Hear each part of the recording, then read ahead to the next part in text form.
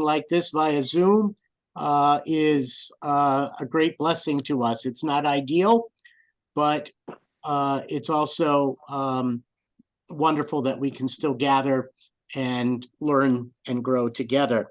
So there's 32 of us plus our 4 diocesan staff, I think, and 20 parishes are represented. So this is great. Nice. And so we're grateful for everyone to be here. And we want to welcome Denise Utter. Denise is a coach, a presenter, a writer, and she is also, as I said, she's one of us because she has been a parish director of faith formation. She did that for over 10 years, and then was a diocesan catechetical associate in the Diocese of Joliet.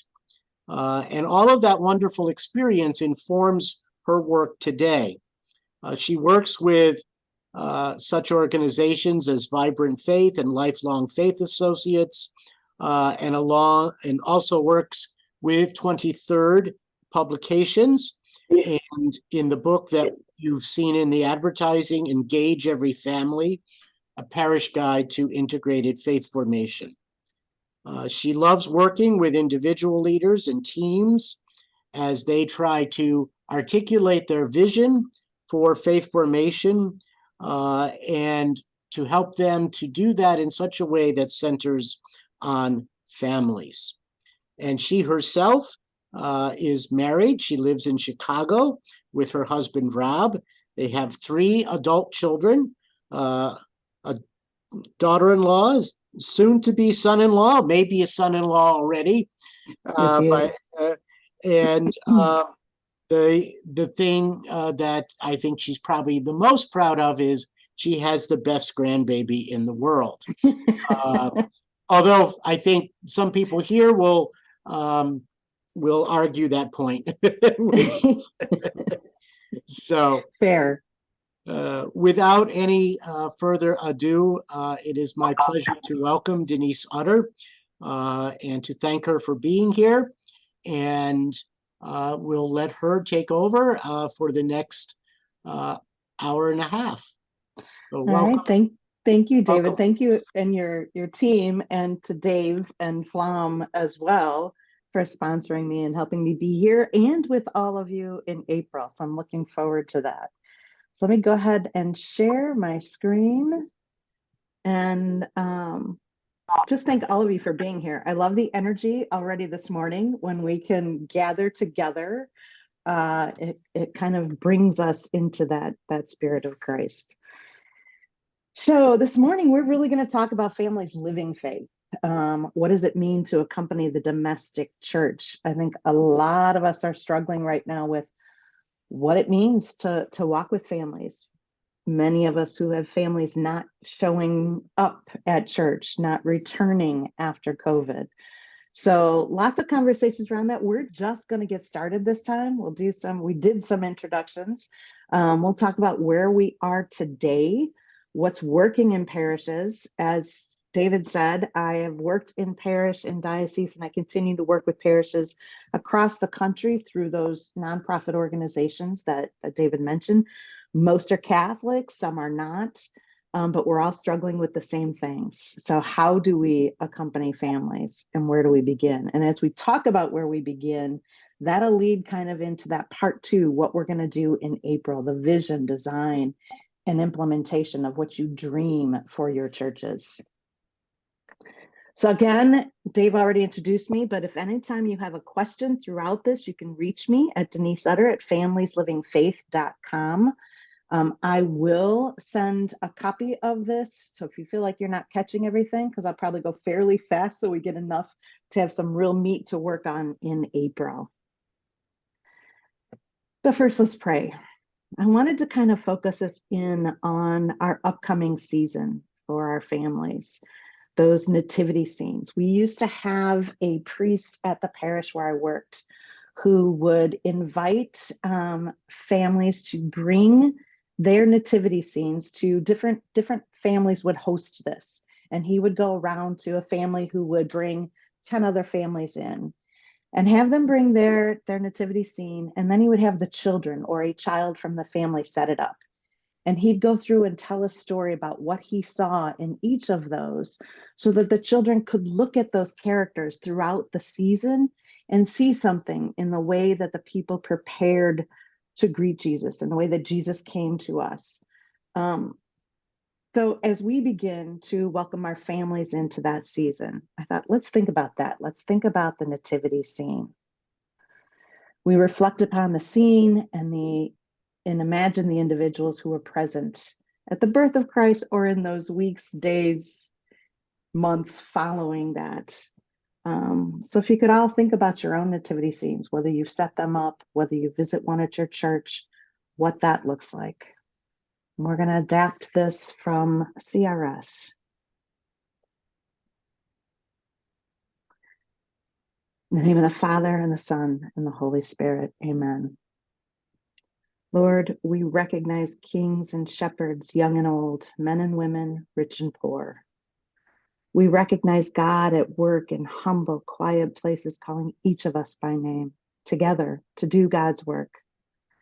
We recognize that we are called as one human family to be near to Christ and to one another.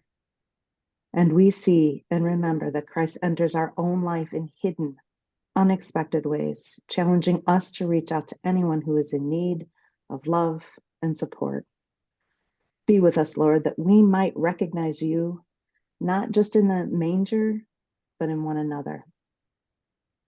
We ask all this in Jesus' name. In the Father and the Son and the Holy Spirit, amen.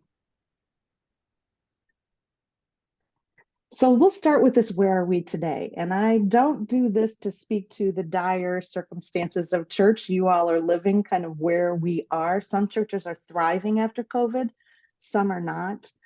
But COVID didn't cause a lot of this. This is something that was accelerated through that time. The pandemic accelerated a culture shift that we've been experiencing. So what does that mean? Well, there's lots of research out now, but from the great de-churching, the whole beginning is kind of the setup for what we're experiencing. And they pull from research from Barna and Gallup and Search. And the reality is about 40 million adults in America today used to go to church, but no longer do. For the first time in 8 decades, the Gallup has tracked American religious membership. More adults in the United States do not attend church than attend church. And I want you to hear that. More adults in the United States today do not attend church than those who do attend church. Not only is the scope of de-churching large, the need to engage the de-churched is urgent. In a generation, the children of the de-church will be unchurched, changing the nature of spirituality in America significantly if we don't do something. They say we're in denial. While the term de-churching goes back in academic levels to at least 1990, this awareness of it has woefully been unacknowledged. It's still not recognized by Google Docs, by Microsoft. We've talked about disaffiliated, but we're just beginning to talk about completely de-churched, unchurched, deconstructing, reconstructing. And so what does that mean for us in our parishes today? Jeremy Myers says that they're leaving. Church as we know it is dying. So what does it mean as we begin to reimagine faith formation? If 40 million have de-churched in the last 30 years, and if over 30% of our population, 65 million, are now unchurched, how do we begin to reach the people in our parish boundaries, in our communities? Well, we can't keep doing what we've always done. And, I've been doing this. I started in parish ministry well over 20 years ago. I've been talking about this over a decade. And I think that COVID really woke us up to the reality that we can't just keep doing it. The issue is we're kind of stuck in that in between. We know more about what we've done and where we've been than where we're going. So the question that we've been talking about, or that is part of this title, how do we accompany the domestic church? Let's start by looking at research and church tradition. Church has always told us that the parents are the most important. They are irreplaceable. The ministry of evangelization carried out by Christian parents is original and irreplaceable. The family is a proclamation in that it is the natural place in which faith can be lived in a simple and spontaneous manner. This is my favorite quote from the New Directory for Catechesis, because if you really break it down, it's about those faith practices. The natural place, simple and spontaneous. We make it really hard. I think if we look at what research is telling us, we're going to find that if we focus on those faith practices of faith conversations, it could be simpler, and it could be about families living that faith, not just knowing the faith. The church also says faith grows when it is lived and shaped by love. That's why our families, our homes, are true domestic churches. They are the right place for faith to become life and life to grow in faith. It's about that integration. It's about living it in the day to day. So what does research say? Research says parents matter most. It has for a long time told us parents matter most, so it agrees with church. It tells us that people are gone.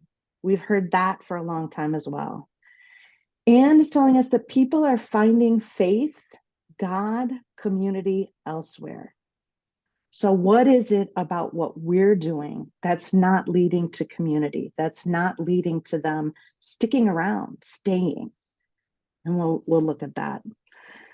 That research from Smith and Barkus that says that parents matter most, they presented on at Notre Dame in 2016, and many of our great catechetical leaders were there and were texting and carrying on, and their comments just about the research and about the presentation, I think, was telling. That parents and families talking about faith is especially important for the future of religious practice, and that talking is practice. If we can get families having faith conversations, that is faith practice. The parents don't have to be experts in order to talk to their children about religion. They just need to show it matters. If we can get them feeling confident enough to talk about faith, then that's going to show the children that the parents have buy-in and that it matters to them. That Catholic institutions, programming, sacramental prep, youth group, all of it are secondary value in transmitting faith. It's not that we don't matter as catechetical leaders. We do, but parents matter more. Faith practice at home matters more than anything that we could possibly do. And that we shouldn't be blaming parents. They need information, support, encouragement, empowerment. They need to be equipped to have the faith conversations, equipped to do the faith practices at home. So there's 4 insights from this research. Primarily, parents are the most significant influence on the religious and spiritual outcomes of young people. That's primary. It is the primary mechanism by which Catholic identity becomes rooted in children's lives. It's not Catholic school. It's not sacramental prep. Again, not that we don't matter, but we need to be a support to what the parents are doing. The primary mechanism by which children begin to think of themselves as Catholic, live out the Catholic faith, is how the parents are modeling it. Research insight number 2, the primary way by which Christian identity becomes rooted in children's lives is the day-to-day religious practices of the family. The way parents model their faith, share their faith, have conversations, collaboration, and exposure to those outside religious activities, outside of church. Research insight number 3 is that the family is the primary community where Christian faith practices and traditions are nurtured and practiced. This is where it begins. This is where the child learns love, learns the love of God, and learns how to practice that faith. Raising religious children then should thus primarily be a practice-centered process, not chiefly a didactic teaching program. Parents modeling religious practices is primary, explaining belief systems is secondary.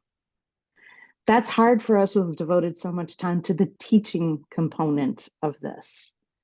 But if we are walking with and supporting parents, they can go hand in hand. Research insight number 4, the quality of a parent's relationship with their children or teens and the parenting style they practice make a significant difference in that faith transmission. And we can be a part of that too as we look at how we accompany parents in this process. So all of the research, church tradition, it tells us that parents matter most. Those studies point to the importance of parents in the spiritual formation of their children. Parental involvement in a child's faith increases not only the child's identification with that faith as they grow, but their commitment to that faith and their practice of that faith as they reach adulthood. So if we continue to do what we've done in the past, and many of you have worked way beyond this, you're not just doing classroom model, you engage parents in some way. But if we are just doing classroom model, and if we have a diocese that requires approximately 30 hours a year for the child's faith formation, we have about 3/1000ths of time of that child's life, influence over their time in their life. 30 hours in that year is 3/1000ths of their time. If we see them about an hour a week, if we double that, we even say 6/1000ths. If we see them every week for church, we do 60 hours a year. It goes up. But we can't do much work with a little sliver of time. If we partner with parents, that goes up exponentially. If we partner with parents in such a way that parents are blessing their children before they leave, that they're praying at home, they're having those faith conversations, they're doing faith practices we've empowered and equipped them to do at home, that goes up tremendously. It becomes half, 3/4 of that circle. We have an influence then. So let's reimagine faith formation, and let's reimagine it with parents. They have so many more opportunities to teach love, to love their children, to practice blessing, to practice ritual, to reflect and share faith at the table, in the car, on the way to events. Research also says that those two things, God talk and faith practices, the things that they do at home, has the greatest impact on a child's faith formation.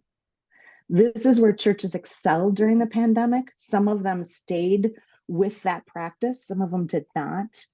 But if we have families who are just even giving them conversation starters, empowering them to have meaningful conversations about life, prayer, God, faith and doubt, because the children are going to have those conversations about faith and doubt with someone. And if the parents feel more confident, it's going to happen at home rather than with others who are not practicing the faith.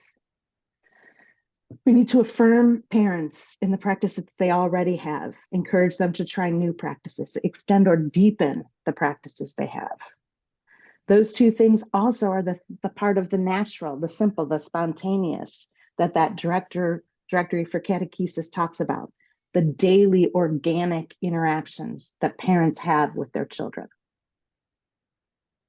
From 23rd, whose partnership with FLAM, is another little prayer booklet that we just had come out. Faith talks, prayers, and easy activities for raising Catholic kids. We often make it hard, but there are little things that we can do that teach parents something simple like this, like teaching the children the stillness to reflect on what they're hearing inside. What do they notice when they get quiet, when they pray? That empowers parents to talk about memories of their own first communion or their child's baptism, about an experience of reconciliation, of healing in the church, with family or with friends. Activities that are the day-to-day stuff, wonder, gratitude, identifying your child's God language. Do they more experience God in beauty, in scripture, in prayer, in Eucharist, in serving others? Focusing on those activities of prayer, practicing Sabbath, sacraments, works of mercy, seasonal faith practices. So in reviewing this first section, research tells us parents matter most. The church says parents are irreplaceable. The church says the family is the place, the natural, simple, spontaneous place to bring that child up in faith. Thus, those God and faith practice, God talk and faith practices. So from there, just throw into the chat what resonates, what challenges. I know this starts with that, what are the problems we're dealing with, but what's the question we have to answer to fix those problems? So from what you heard, what resonates, what are you feeling, what's challenging you right now? And we'll just go through a few of those. Throw it in the chat or unmute yourself. We got a couple minutes right here to just kind of sit with that before we move on.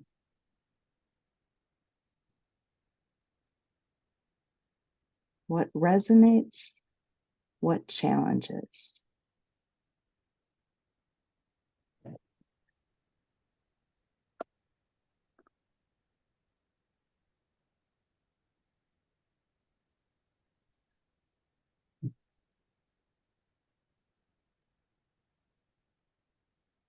Competing with. I'll jump in if that's okay. Yeah, absolutely. Thank you, Father Rick.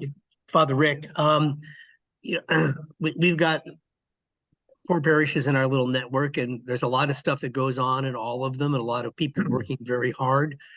And I am often asked by well-intentioned people, how am I going to get everybody to come back to church? And my response pretty consistently for the last couple of years has been, I'm not going to. We are doing the things. We've got good liturgy, we've got good music, we've got plenty of other activities, we've got a faith formation program. I could set my hair on fire on the altar and still not getting people to come back to church until the family culture decides that you're going to come to church. Yeah. I'm old enough that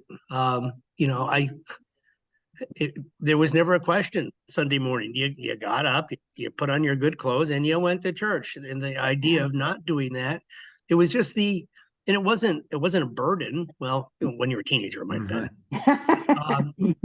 But it's what families did. Yeah. So, and I don't think there's, this is not going to be, well, I'm going to give a really good sermon, and everybody's going to come back to church because of my really good sermon.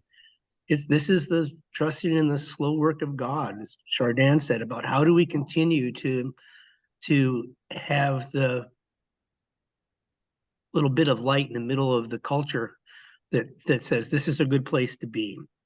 Because if we're doing this, because if you don't come to church, you're going to be in trouble. That doesn't work in human development. By the time you might have come to church when you were a kid, because if you didn't, grandma was going to be mad at you at Sunday dinner. But at this point, people make their decisions based on what's good and lovely, not on staying out of trouble. So I think that refocusing on there's something good that comes to church and helping people to become more aware of that is a whole lot more enticing than saying, well, if you don't show up, you're going to hell. I don't think that works very well at all. Yeah, I think you hit on it right there, Father Rick. It's a culture thing right now that, when we were growing up, there wasn't a question. But now people turn to so many things. And some people in the chat are saying that, like competing with sports schedules. Well, I'll tell you, parents are finding community there. How can we provide something that entices them? As Father Rick says, it's not going to be, even if he sets himself hair on fire, it has to be a whole shift. And I think what you said there, Father Rick, that was so important is that slow work of God. This is definitely the slow work of God. Something is shifting. And that's, as we talk about the urgency of this, we're in that middle space. We can't keep doing it, but something is shifting. And I think God is in that. The Holy Spirit is calling us to attend to that. What does it look like to really invite parents in a way that they're going to choose to be there, rather than that soccer practice, rather than that dance recital. Some others in the chat talk about parents only interested in. Yeah, go ahead, please. I have a comment. I agree with Rick. I'm caught right now with families that call up for sacraments, especially baptism, what I deal with. And, I don't want to be one of those grouchy old pastors that say, no, you can't do it. And I always say, please come into church, say hi to me at Mass. And it doesn't happen. And I really believe you can find God everywhere else, but we have a wonderful way of celebrating God and service and community and life. And if they don't respond at all, I usually let the phone calls go then. I don't call back after a while. It makes it really, then, I'm the mean old guy here in the parish, and I want to be that way. What do you do? As more people are de-churching, You know, those children that they're bringing to baptize, many of those parents were not raised in church, or the last time that they were there was a sacrament. For some of them, it's at least a blessing that that still matters. We'll talk a little bit about how they're being countercultural, just showing up. But how do we then invite them into relationship? Because I think it sounds like you're trying to invite them into relationship, but they're just not showing up. They're not there. Yeah. Yeah. So what does that look like? And we're gonna touch on that for some parishes who are trying some new things. One person said, I'm trying to, Father Tom says, scrap the program, start all over again, go back to the model of the early church. People are throwing out a lot of ideas. And I think that's one of the things that's exciting is we don't have the answers. I'm not going to give you the answer today. There is no one answer, but there are lots of things that people are doing that I think we can begin to play with. It gives us permission to see those that are engaging in vibrant faith communities, people not just showing up for a sacrament, but then living that faith out in the community. What is it? What is it that's inviting people into greater relationship with us, with the community, with God, with each other? Denise, I So, think Father yeah. Konopka has a comment. All right. Join us, please. I'm the Father Tom who just said that. Scrap everything. All right. The one thing I think, the one problem-ish difficulty that we have at Immaculate Conception, Glenville, and Ballston Lake is that reality that we're ministering in 3 parishes with one faith formation program with 3 different cultures, 3 different attitudes, and I don't think we have the time to do. I mean, we have to throw things away, but we're in an impossible situation sometimes. You are. I mean, and that's more, I don't know if anybody else is, I mean, we're really struggling with that. We have 400 kids in the program, but we're not reaching the people. We're not reaching Which the is a adults. blessing and a challenge to have that many. A blessing and Yeah, a I don't know if challenge. it's a blessing or not, but It's a blessing that they're there, that they're there for us to minister to. But I agree, you're in an impossible situation. I think that, you know, as we begin to look at what faith formation looks like in the future, having 3 different parishes is one thing. Having 3 different parishes with entirely different spiritualities, different needs, different personalities, it may mean really engaging some of the lay leadership. It may mean, like, you can't do one parish faith formation and have it reach everybody if they're that different. So yeah, that's going to be some experimentation, and hopefully something that you hear helps spark some ideas. But like I said, there's more questions right now, I think, than answers. But I hope that some of the experiments I've seen help in some ways. Anyone else before we move on? All right, so I have a couple more that I might not have seen, but we're going to come back to these. I want to make sure that, Dave, can you make sure that we catch these so that we can again address some of this at our next session in person as well? I'm going to try and do that, but if I miss it, I want to make sure you guys have that when you get the recording. We will. All right, awesome. Okay, so lots of challenges, some things that resonate, but let's look at what's working in some parishes today. Many people are doing in-person parent gatherings. They're still having children come in. It may be children and parents together. It may be children's go to a classroom and parents are in a large group gathering or small group gatherings. Online parent gatherings, whether or not the children continue to do in person, understanding the flexibility for parents in doing online, or a hybrid approach, both in person, online.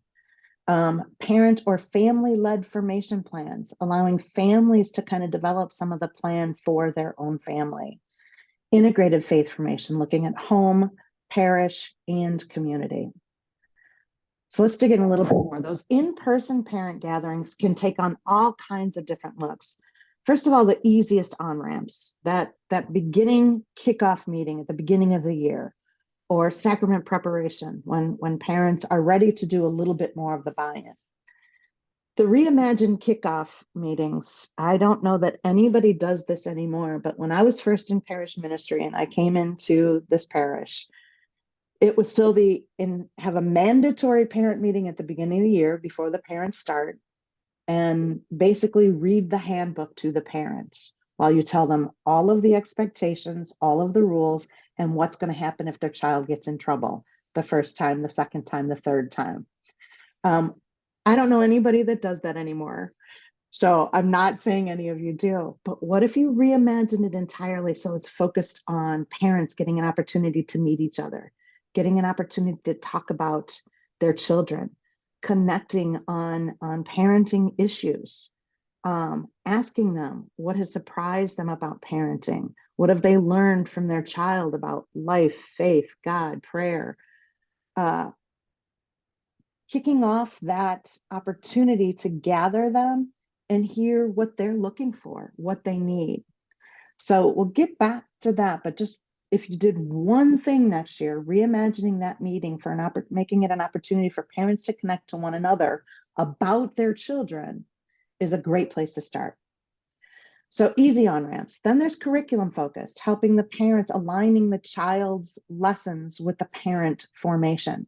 Maybe the parents are going to teach some like they did during COVID. Maybe you just want them to know how they can have faith conversations at home.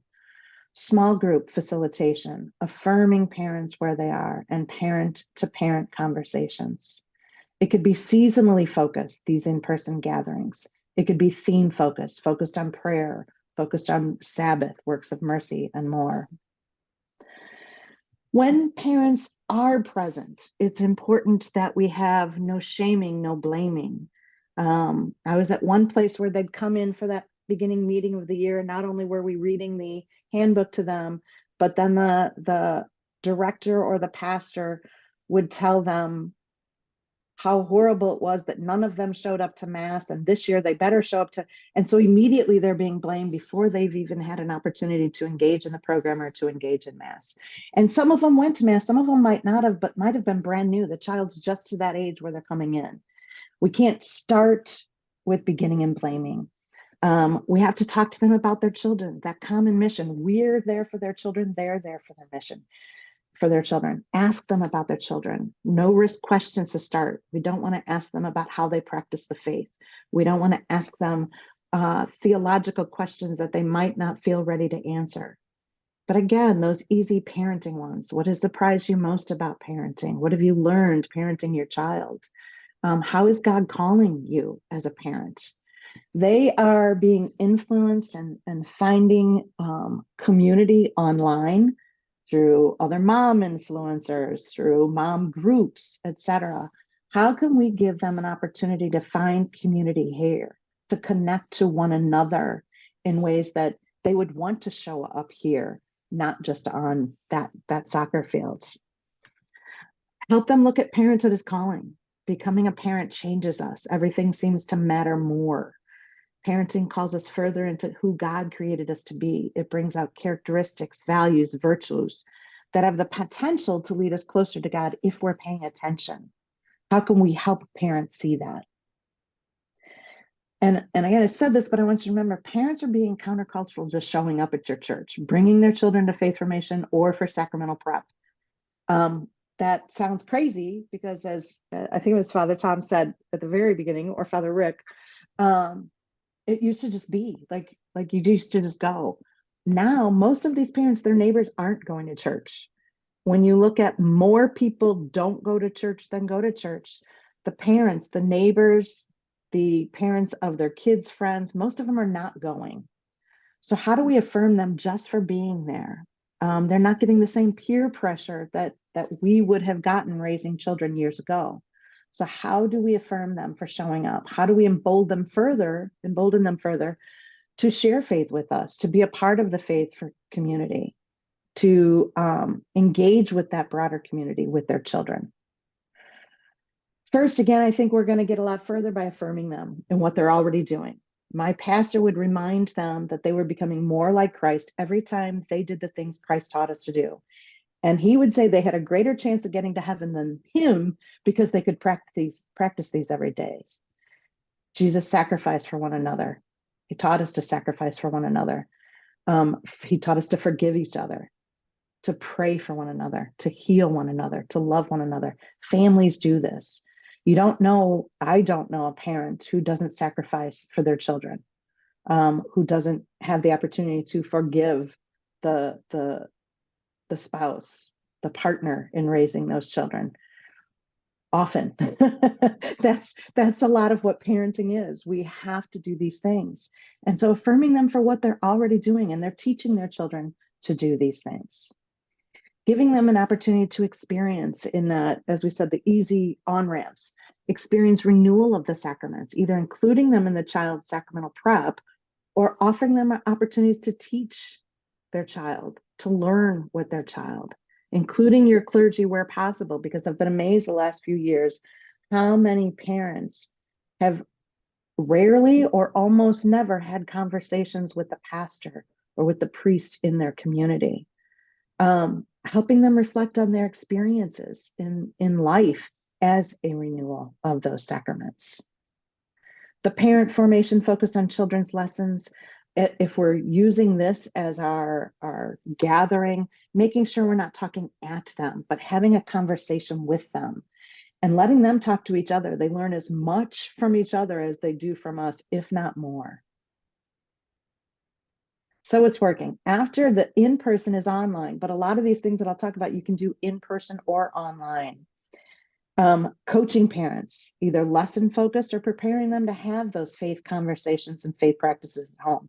It might mean that you're continuing to gather children with catechists at the church, but you're gathering with parents to coach them, whether in person or online, to engage them in that home practice. Those two things we said matter most: God talk and faith practice around the things that their children are learning at faith formation. You can do it in family pods. I have one church that started this during COVID online, but then continued to do it after they could gather again, where they created family pods, 2 or 3 families in the beginning during COVID. Now I think they're up to 5 or 6. And those pods learn together throughout each year so that they're becoming a small Christian community. Parent small groups. It could be focused on themes. It could be focused on adult formation. Ask parents what they want. And then a support group style. Think of having special small groups for parents of children with special needs, for parents of young people struggling with mental health. The coaching can align, with those lessons. It can work much the same as in person, where you have large group and then you go to small group and come back. We did a lot of this during COVID, and I think some continued because parents liked the flexibility. Those small groups build trust. They help people pray for and with their community. They build more community through story sharing, and it's equipping, encouraging, and supporting parents. You can develop parent-specific programs, webinars, so that they're connecting through Zoom again. Incorporating parent formation and education into different church events, adding a parallel parent experience to a teen program or a child program, a parent component to VBS, designing kind of lab experiments, things where they get to do things together, developing parent mentors, families walking with families, life cycle or affinity groups.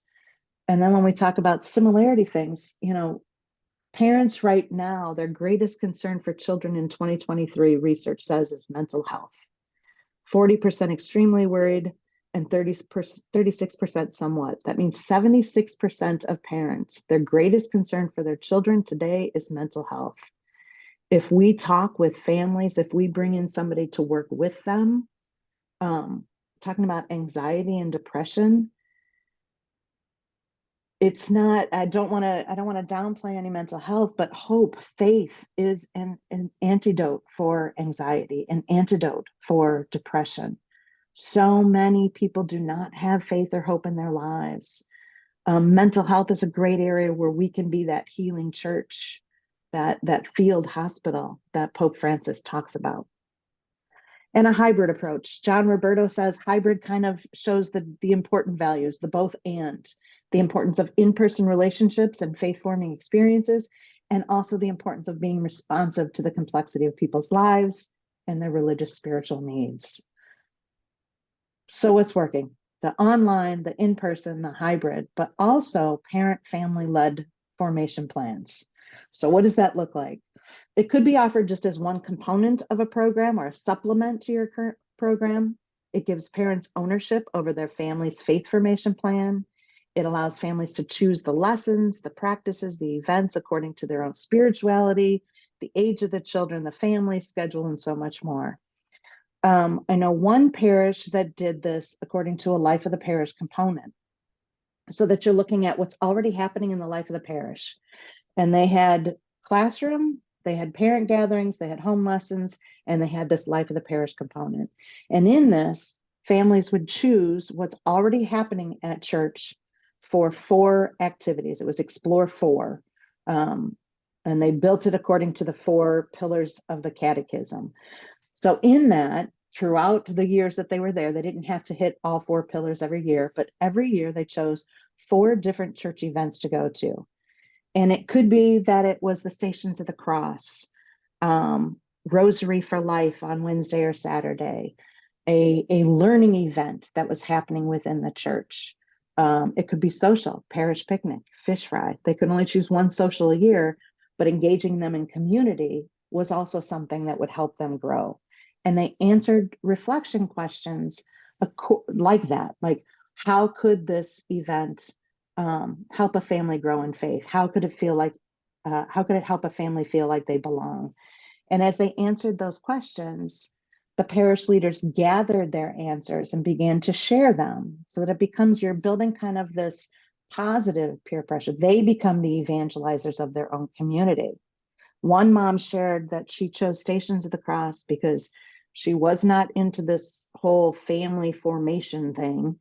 And at least this she had some ownership over, and she could choose something so she could get in there and out of there in 30 minutes or less. Nobody was going to ask her any questions. She just had to follow along.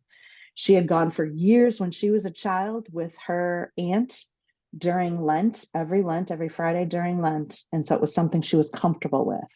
She took her boys, about 5, 7, and 9, with her. And she said they were only in the 2nd or 3rd station when she began to have kind of that Catholic muscle memory of doing it. And she began to get emotional as she remembered the experience with her aunt. And her boys were looking at her like she was crazy, like, what's wrong, Mom? And at that moment, she realized they didn't have what she had. When she kept saying, like, why don't we just keep doing, like, I had CCD, why don't we do that? I just want them to have what I had. She realized they didn't have what she had. That in this, they had never been to Stations of the Cross. They didn't have the family experience of Rosary. They didn't have the family experience that she had had of faith. So allowing families to choose various activities gets them into the practice of faith. And also we had another one who chose Rosary for Life that happened every Wednesday night and Saturday morning with the Respect Life Committee. And in this, they meet other people that are passionate for these ministries, that are passionate about their faith, and it connects them to the faith that way as well. Another parish took the idea and did it as take 3. So it was head, heart, hands. One did parish experience and a community service experience. So there's lots of ways to play with that, but giving parents some ownership so that they're engaged, so that they feel like it's theirs. And then taking that feedback and sharing it in the bulletin, in faith formation newsletters, at parent panels when you have the parents gathered, so they're hearing their own stories of how that affected them. It also might include digital playlists. Like, that's something that you can put together. And when we're together in April, I'll show some examples. Like St. Jude's, I think it's if you were doing Advent right now, and you can just take it and copy it.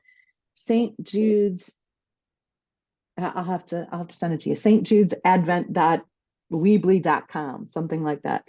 And it's all these different ways that families can explore Advent, faith conversations, faith practices, service, all of it during the Advent season, but they get to choose. And then again, they reflect on. So you don't have to be at everything.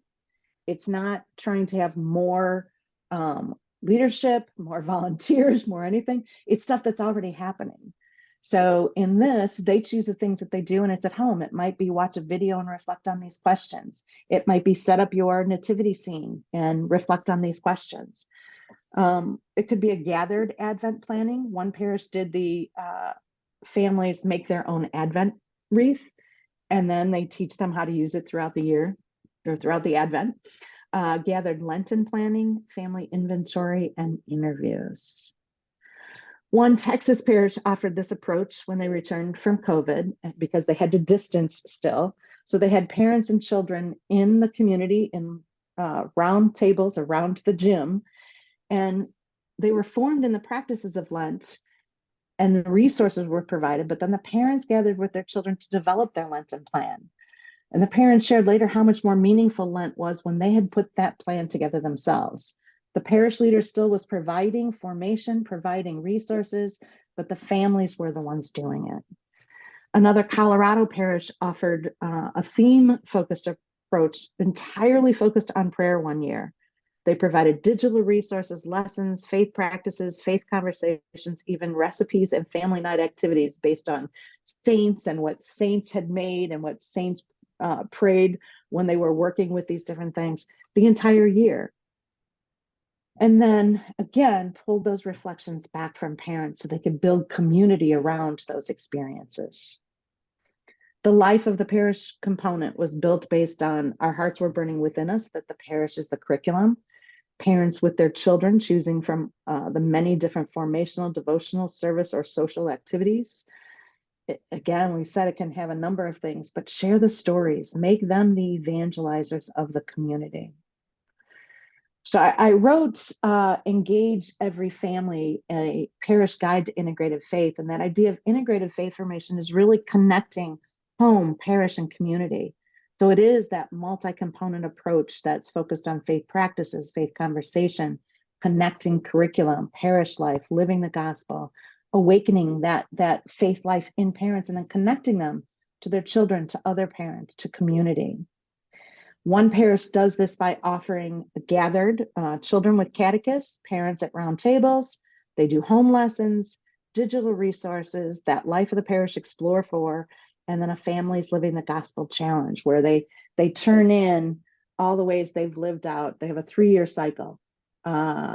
Spiritual works of mercy, corporal works of mercy, and Catholic social teachings. And in that year, they turn in all the ways they're living that out. And each quarter, the catechetical leader pulls a name from all the ways they've reflected on living that, and they get a prize. Parents turn that in like crazy because the kids want to get the prize, even if it's a Snicker bar or whatever. So it's just a neat idea to engage them in looking at what they're already doing, living out those works of mercy. The possibilities are endless when you begin looking at what's already happening and how they're already living it, or how you can help give them language around how they're already living it. So what resonates or challenges here? Again, you can put it into the chat, or you can just unmute yourself. We have a few minutes, but what resonates or challenges you here?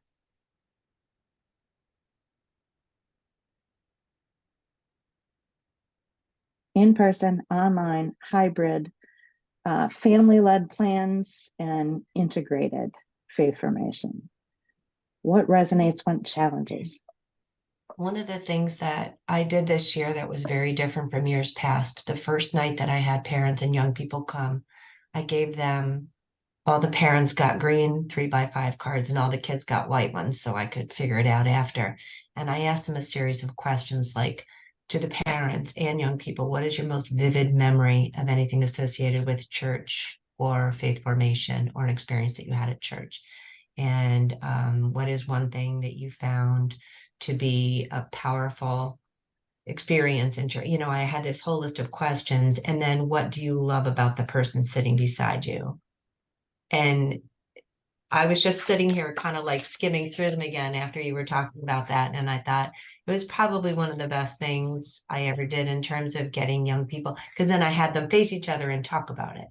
So I think it's just kind of like a cool thing for a kid to have to look at a parent and say, I love that you're always there for me, or a parent to say to a young person, I love that you always see the good in people. I I just, love so that. that was a really good way to start the year, but it also just made me realize that I didn't continue with something like that.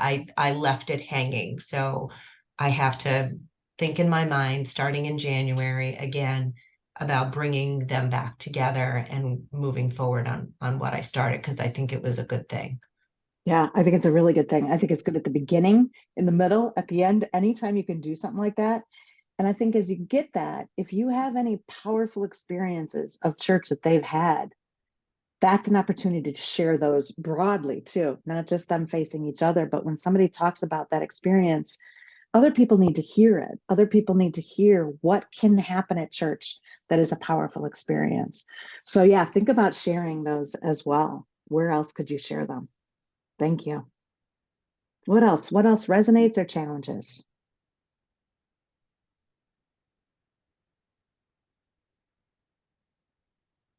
Anything else you do that people might benefit from hearing about right now, like Rosemary's story?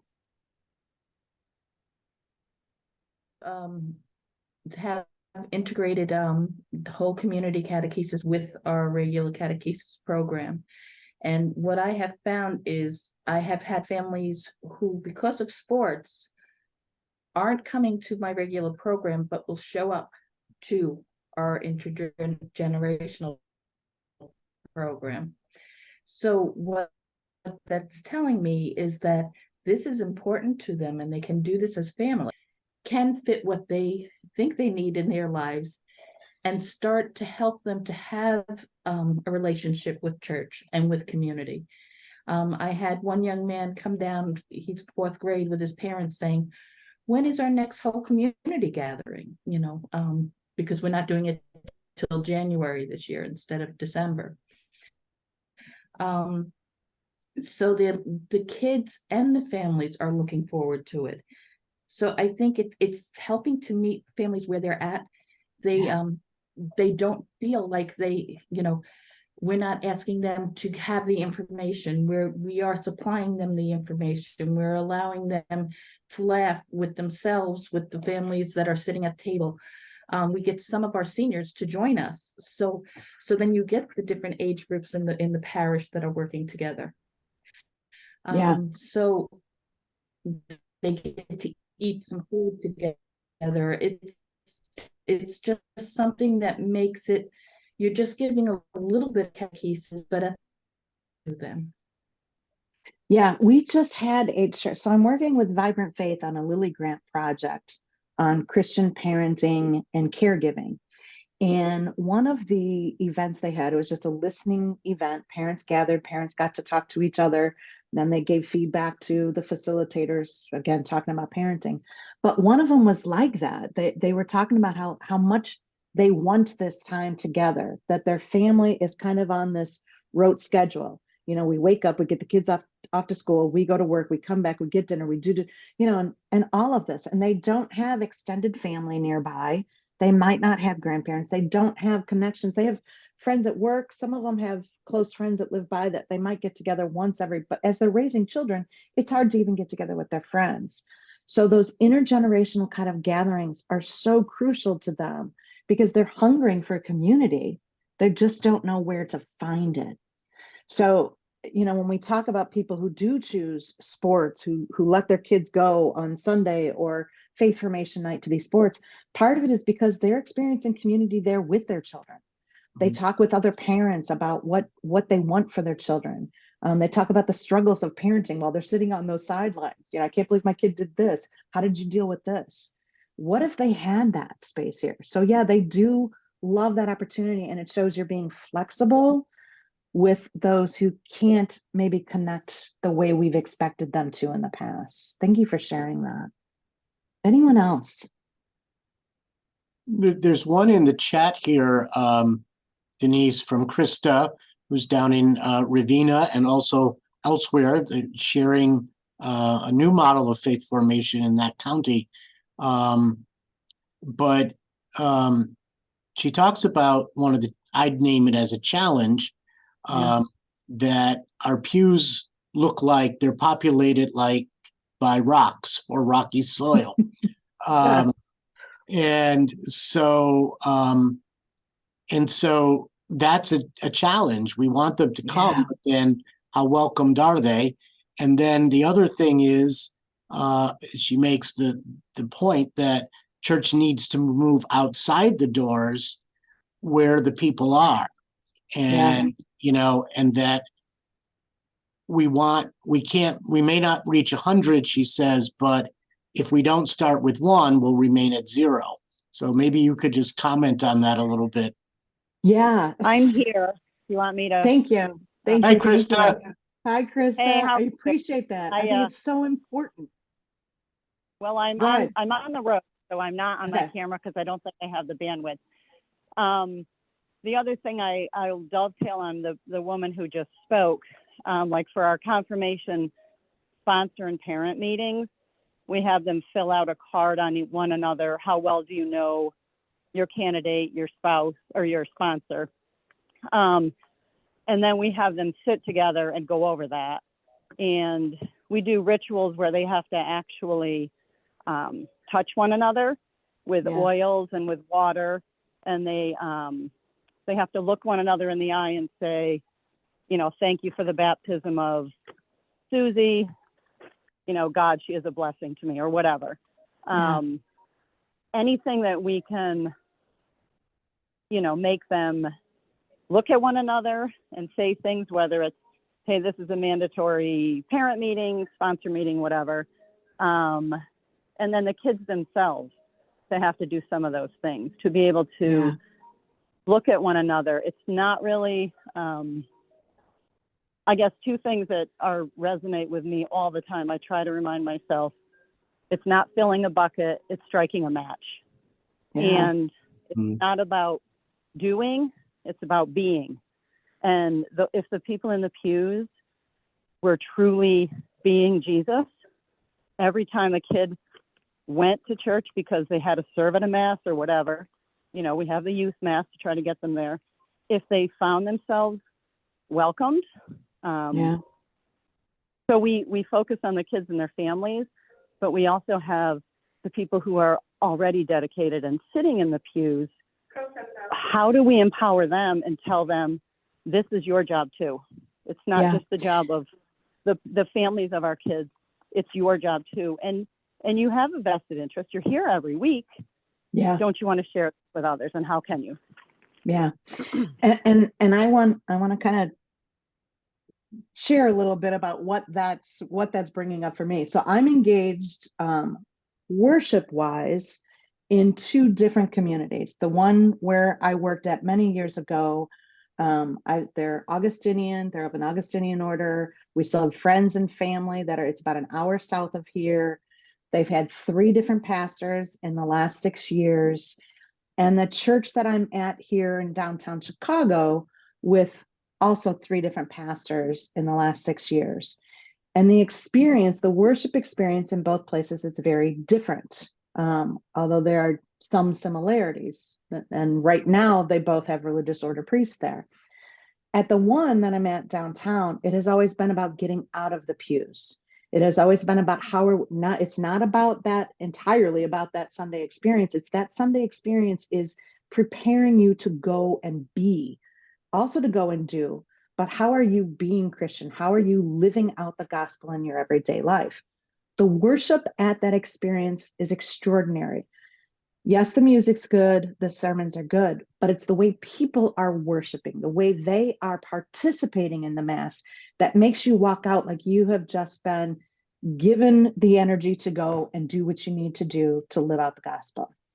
At the other, they've really been focused on getting people back in the pew, getting their butts back in the pew. You're supposed to be here for this.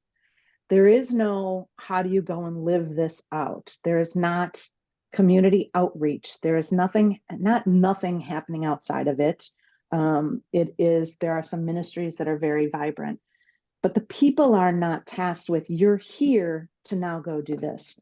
The worship experience it feels different because it feels like many are there to check that off. You don't see a lot of families. You don't see a lot of young people. And it's okay, I need to go to do the Sunday thing because that's what's required of me. I'm working with the new pastor, listening and doing listening sessions and looking at what they can do to engage community who just feels hurt by all the changes that have happened. But there is a very different experience of worship when you're at a place where it is about getting out and not just about the pastor and the staff getting out, but about the entire community going and making a difference in the world. So you bring up a really good point about what the pews look like and our need to go out there, but it's not just our need, it's the need for everybody to go out there. We have about 15 more minutes, so I'm going to go through this next part fairly quickly, but we will come back to some of these again in the spring when we're together. I'm so excited that this is we're going to bounce off of this and go to the next, because the next is really that visioning, designing, and implementing. But I want to get to these so we can have you doing some homework between now and then. How do we accompany families? How do we do it? We have really been focused on people go to church and we're community together, and then we form these children in faith and they become part of the community. But that's not working. So we look at accompaniment as our Pope has said that this is what we're about. We're called to accompany each other. You look in the gospel and there's so many stories of accompaniment. I love doing full days on just those stories of our scripture and tradition and people who've walked with people, how we walk together. Dr. David Benner says, if you are making significant progress on the transformational journey of Christian spirituality, you have one or more friendships that support that journey. If you don't, you're not. It's that simple. This is from his book Sacred Companions, Spiritual Friendship and Direction, Spiritual Friendship and Direction, something like that, but it's Sacred Companions. And when I first read that, I thought, well, that's kind of a strong statement. But if you think about it, so many people who don't have friends that are supporting that journey, friends that are saying, why are you still with the church? How can you still be a part of that church? Friends that are saying, just come with us on Sunday. We're going to go to name the activity. If you don't have friends that support it, how can you continue to grow? So how do we make our communities those places where people lift each other up, support each other? We need one another. Our children need to see us being church together. I think that's going to be a critical part of what this church looks like in the future. So connecting parents, helping them connect to their children spiritually, to one another spiritually, to our community, and to God. Giving them opportunities for faith conversations, faith practices at home, but also creating spaces for parents to get to know one another, creating space for storytelling and story listening within the community. When I first started in family faith formation in our parish, when we implemented that, we made so many mistakes, but one was inviting parents in to have this parent component while the kids were in class, while we taught the parents, while we lectured to them for about an hour and 15 minutes. While we were the ones talking at them. Instead, if you create this space for them to talk to one another, then to share what they've been talking about, transformation can happen. So creating those spaces for storytelling and story listening, creating opportunities to engage in the offerings of the community, meet other people, feel belonging, creating space for encounter. When they encounter each other in powerful ways around some of those questions that you might ask, they also encounter Christ there. They also feel that holy, sacred space, that take off your sandals in the encounter of another. Transformation happens through storytelling, and everyone has a story. So this is a huge part of that going out, getting out of the pews, but also in helping people feel welcome, belonging, gathering. You create community or build community or help strengthen community through storytelling. Alice Camille, in her book, Listening to God, says next to actually living, telling stories is probably our most important activity. Tell me a story is one of our first refrains of childhood, and despite our advancing years, we never stop asking for more. Stories tell us who we are and why we are. We experience meaning through story. Often we think it's like they come for this event and we've taught and here is meaning, but usually the meaning happens later as you begin to process what happened, as you begin to process what it means to you. And you do that through story. I've seen lots of parishes do this in all different ways.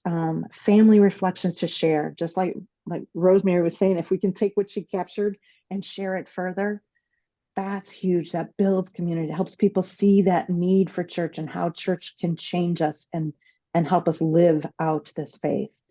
Panel discussions. Every year as we gathered parents each month, we began to include a panel discussion with parents up there, with a pastor. We had a sister, a Benedictine sister who was part of our staff who did liturgy. We might include her, a deacon, school, parents, everybody to just share. We would almost do it like a talk show, but they had some questions they knew you were going to ask ahead of time, and then parents could ask questions. But it's in that creating space to share those stories that really helped people begin to connect. Roundtable conversations, Instagram stories. We're doing some of this with Lily, I'll talk about in a second. And even podcasts. I had one parish during COVID started a podcast for the Lily grant we were working at on the time on calling around how they were called. They called it From Where I Stand, and how were they being called through this time of crisis. And their guests weren't experts. Their guests weren't, people in the faith field or people that their guests were their parishioners. They had a mother and daughter in a biracial family come on and talk about what it was like to be biracial during a time of George Floyd. They had a person who had gone into the banking field, but when he was younger and in their community, he had been a volunteer with the fire department and had been with an EMS team for a while, and talked about how his job gave him time off so that he could go work in the hospitals in New York City. This was a parish in New Jersey during COVID, and what he saw and what it meant and how God was present to him. And so there's lots of ways, and they were doing it for free on a platform called Anchor. And they did I couldn't wait to listen to the next one every single week. We've learned, especially through the pandemic, how the stories shared really supported families, offering them opportunities to learn and then to share, reflecting, telling their stories in newsletters, bulletins, panels from the AMBO, using images that tell a story, helping families use images to even begin a storytelling practices with their young children. Video reflections. We had lots of apps that gave us an opportunity to talk with families through video responses during COVID. Pope Francis talks about us being a listening church. What might that look like in your setting? What kind of accompaniment can you do so that you are known, you are seen as a listener, as a listening church? Douglas Steele, I'm not going to remember the quote right now, but out of that, we have this question: could listening be our greatest service as ministry leaders right now? Why or why not? Could listening be our greatest service? Will that help people know the presence of God in our communities? In our Lily Grant project right now on Christian parenting, it's called Fourth Soil Parenting. We're working with over 20 churches around the country. Some are Catholic, some are not. And we've been just kicking off this last year with parent dinner parties and listening projects. And each of the coaches is reading information that can help us further the experiments. And one of the books that I read was Spiritual Conversations with Children, Listening to God Together, from Lucy Finborgo. And she says, listening to a child's journey with God is a sacred gift we can give them. So we're playing with these ideas of forming parents as accompaniers, forming parents as the coaches of their children. How can we help them listen to their children as their children wrestle with questions, as their children wonder about God, as they struggle with faith and doubt? How can we help parents be the ones that walk day to day with them? So we're talking about that, creating that space for growth, helping them ask powerful questions, helping them listen, affirming the agency of the person who is in their presence, whether they're 3 or 13. They started with dinner party kickoffs. We had survey questions before and after. We asked some of these questions. Looking back, what have been some of the biggest influence on your own faith maturity? In what way do you see parenting as a calling? And answer this question. I will know I've been a successful parent if my child. All of these parishes are doing so much listening and learning.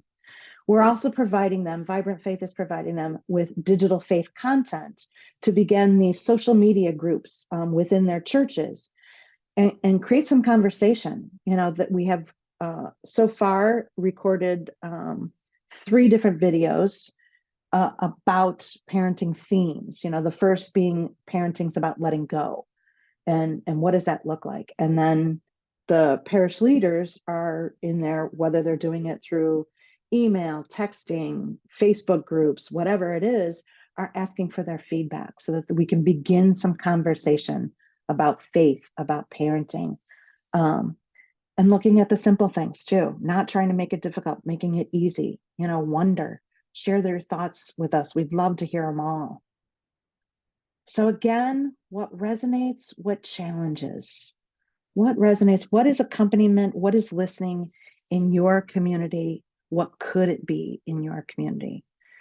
I'm only going to give you about 2 minutes for this because I just want to launch us into our 3 things I want you to focus on before we're together in April. But right now, what resonates and challenges around accompaniment, us accompanying parents, parents accompanying their children, and listening, being a listening church, either in chat or unmuting yourself. And again, I'm going to get a little drink of water.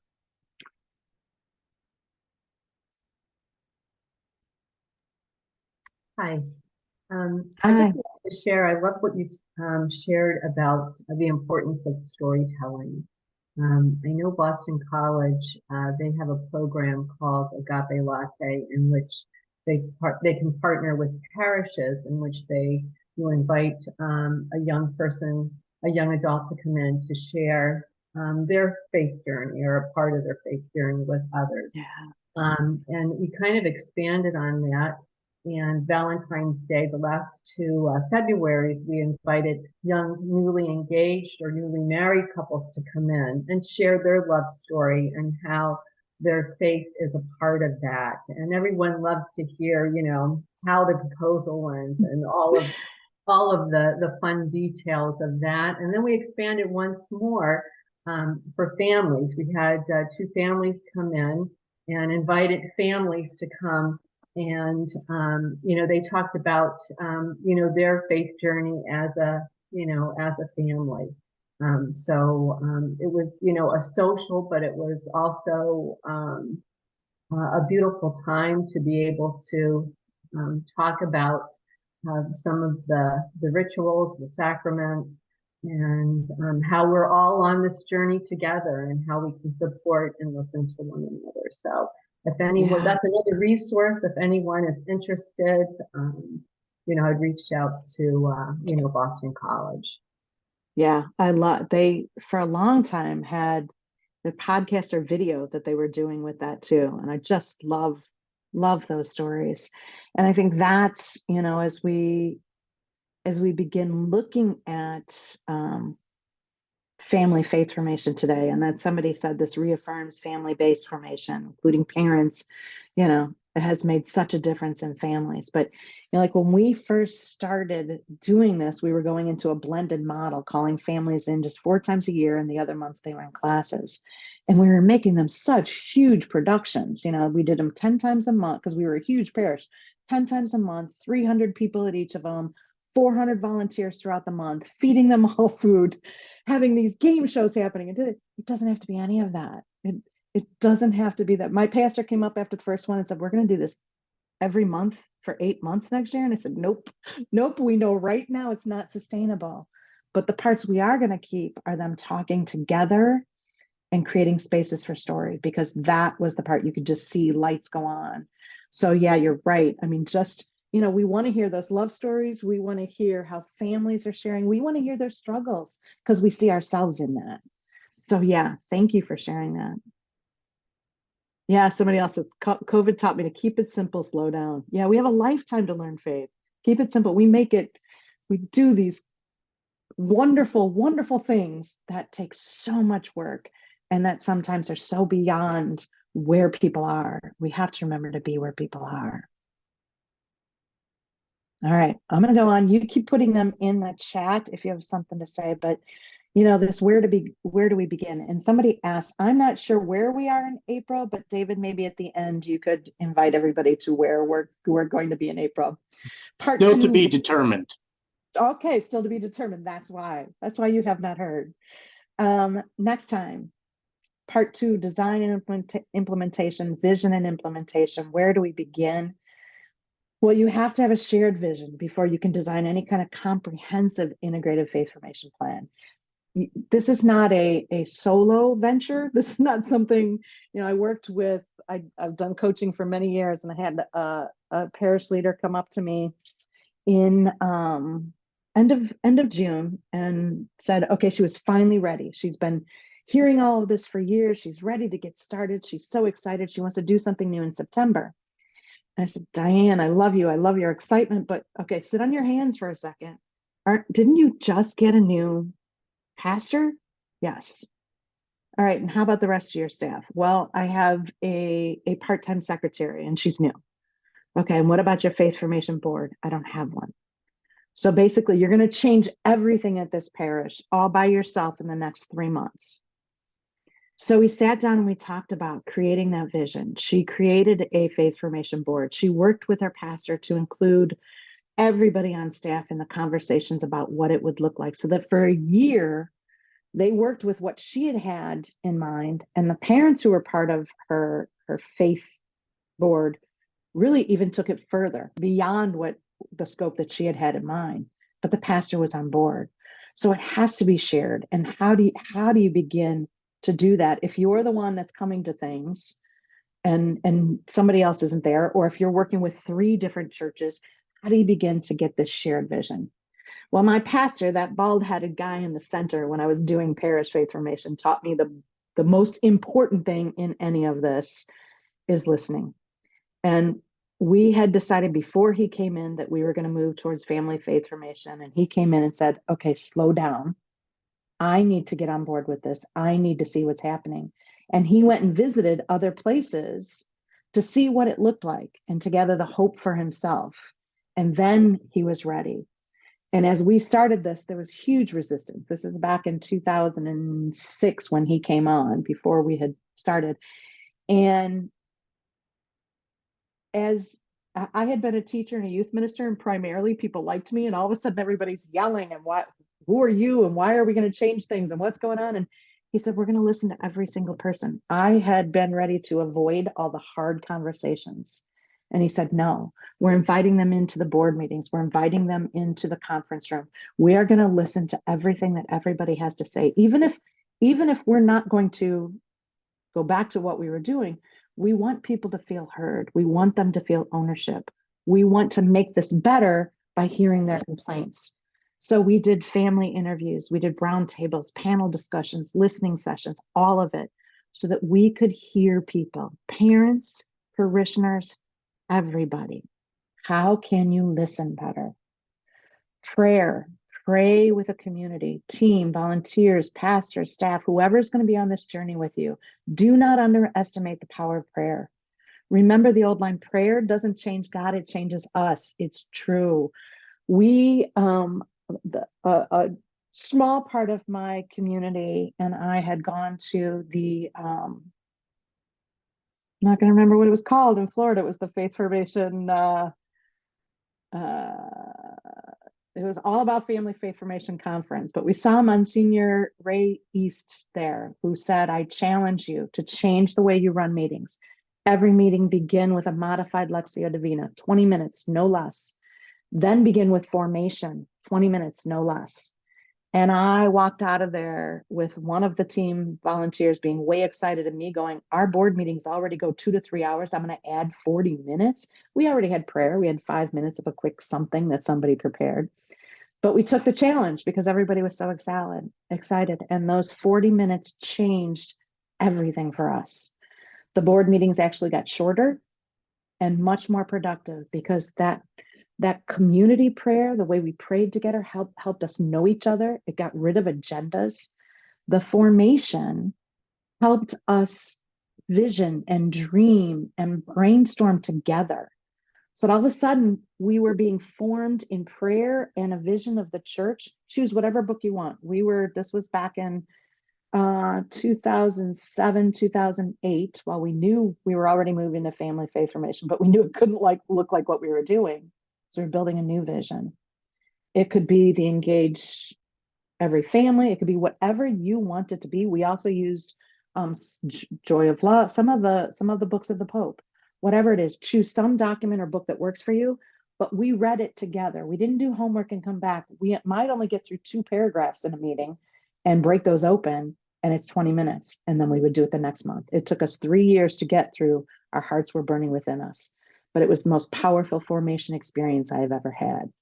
So prayer, vision, prayer, formation, and then vision. After you've grounded yourself in prayer and formation, you're probably anxious to jump right in. But beforehand, ask yourself some questions. Do kind of an assessment. What do you love about your community? What's working already? Is there something you're known for, some charisma, something your community possesses? And then use that to share your vision. So you're starting with what people already know about you and what you love, and build in and fill those gaps.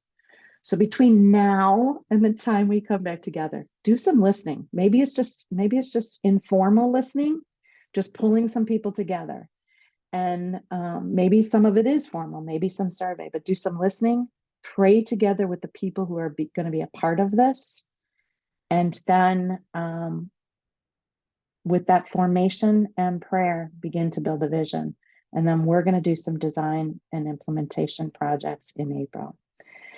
I have gone 2 minutes over, so I'm going to quickly hand it over to Dave Baroshi. He has been so gracious with 23rd and with FLOM to sponsor me. And I want to give him a few minutes to talk to you about how he can support you on this journey as well. I'm going to stop share, and Dave, and I away. and I will share. Yes. Whoops, I don't want to start a new one. I want to stop the one I have. Thank you, There we Denise. go. It's been so much fun, and Dave Amico and Dave Sagliano and the staff of the Diocese of Albany. It's so nice to be visiting you on Zoom, and I can't wait to be in person in April. Let me just talk to you really quick about our new programs out there. And if you haven't heard, our Flum Gospel Weeklies did add Awaken. Awaken is our teens and adult program. It's our faith formation program, but it's written by Dr. Joanne Paradise. Dr. Joanne Paradise joined Flum Publishing, and she does a weekly gospel weekly for adults and for parents. And it has been the biggest hit across the country with helping teens and adults know about their faith. And this is a wonderful way to integrate. And I know I have many friends on from the Diocese of Albany that have private messaged me, and many people do use the Flum Gospel Weeklies. We're a faith formation program. We're a lectionary base.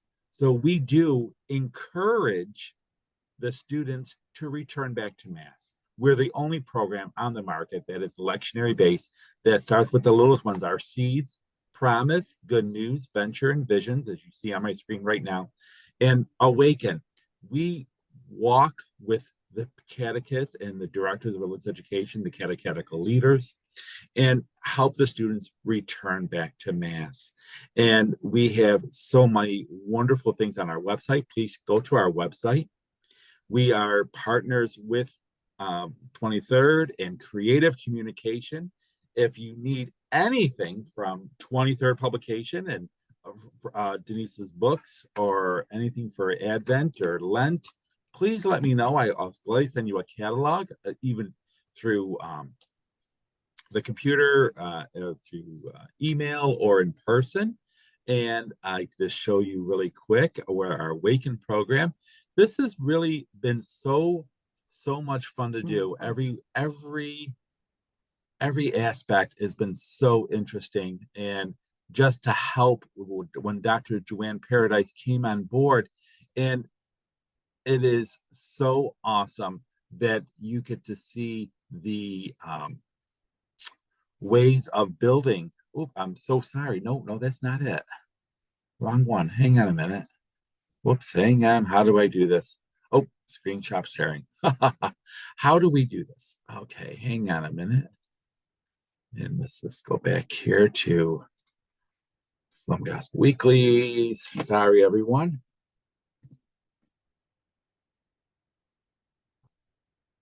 Here we go. Here we go. With our Awaken program. Here it is. Dr. Joanne Paradise did an overview of the program. Please, you could take a look at that, of how the program can work within your parish, becoming disciples of the word, an adult lectionary-based resource that everybody in the parish could use. There's a leader guide that goes along with that, lesson plans, digital bonuses, growing in faith. And this is our newest book by from 23rd Publications, and this is by Bill Hipsch. Bill Hipsch put a new a series out there of that goes along with our Awaken program. Our weekly videos are free across the board. Even if you don't buy our program, you can still use our weekly videos. Eucharistic revival resources, lesson updates about our author.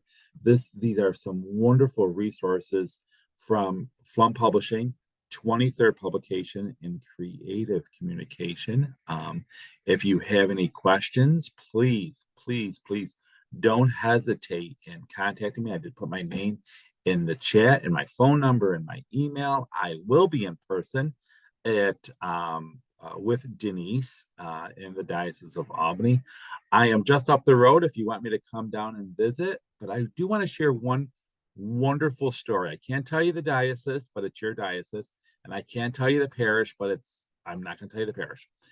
They are so awesome. This brand new director of religious education, instead of having religious education at the parish, she has it on the baseball field right after the practice, or the football field, or the soccer field, that the catechist goes to the field and teaches religious education in a small little group for 30 minutes or 35 minutes. It is such a wonderful, I heard that story, and I've been so impressed how the Diocese of Albany, you guys go the extra mile every time. And it is so impressive. And it's by the leadership of Dave Amico and Dave Stagliano and the staff of the diocese that really is so strong in helping the directors of religious education across the board. Again, if you have any questions, comments, or concerns about Gospel Weeklies, please do not hesitate in contacting me. I know I have 1 minute. If you have any questions for me, you can pop them in the chat. But I'm going to turn it back over to Dave Amico as he wraps up our wonderful day of spending the morning together. Thank you, Dave. And thank you, Denise. Thank you so much for being here, for inspiring us, encouraging us, and whetting our appetites for this. I look around this group and I see lots of folks who have a passion for bringing people closer to Jesus Christ, for making disciples, and who want to really find the ways that will best accomplish that within their own settings. So thank you for giving us the appetizers, as it were. And the banquet awaits us in April 18th. And we hope that all of you here and more from your parishes, your teams, wouldn't it be great if you could bring a few parents along? I know it's a weekday, etc., but how wonderful it might be to bring as many people together from your communities to go deeper and to have this opportunity to share, to grow, to create a vision, to create a plan. And it's not going to be foolproof, and it's not going to be complete, but it's going to be step by step by step. And when we have the guidance of someone like Denise, who's been there, who's done this, Dave, who's worked with so many of our parishes, I think it will be wonderful. We have recorded this session. So if there are, and we will send it to you, and people, you know, perhaps in your parish that you want to show this to, feel free. And at the same time, please share it with your neighbors and friends. As I was listening to Denise, I see such wonderful opportunities possibly for networks of parishes to do these sorts of things. Doesn't mean eliminating things on your own parish or whatever, but how can we enrich one another? How can we help one another? The sky is really the limit, because it's the Holy Spirit who guides us. And Father John Bradley, one of our senior priests and who preaches often at my church, one of his lines that I love is, he says, if we trust in God and God's Spirit working within us, our success, quote, our success is guaranteed. So we certainly invite you, stay tuned for the registration in April. We're just beginning to settle on a place, and all of that.